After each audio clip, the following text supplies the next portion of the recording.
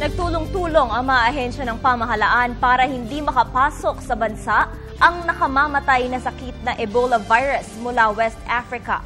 Kasunod nito, isang interagency task force ang binuo upang mas maging epektibo ang pagbabantay laban sa naturang sakit.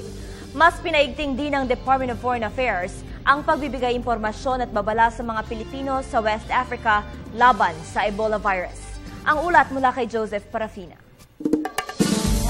Magkakasamang humarap sa publiko ang tatlong ahensya ng pamahalaan para ihayag ang kahandaan ng bansa sa kinatatakutang Ebola virus.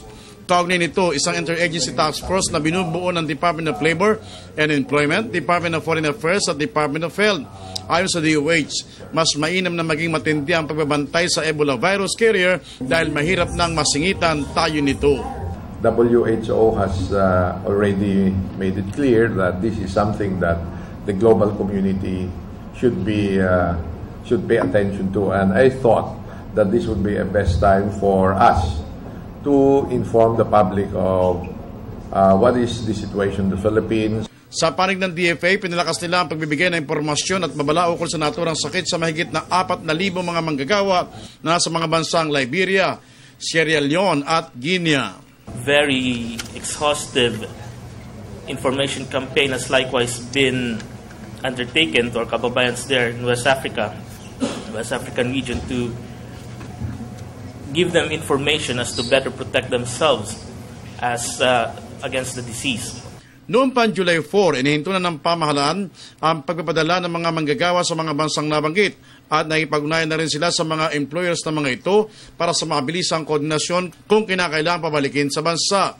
Pinapaigting po natin ang ating mga reporting systems from the land-based sector, also from the sea-based sectors. And in coordination, close coordination with the DOH and DFA.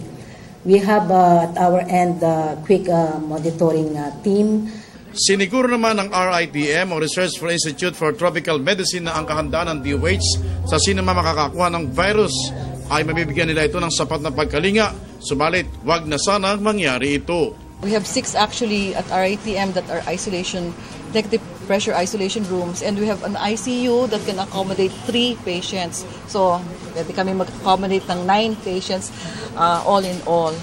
Para sa Telebisyon ng Bayan, Joseph Parafina.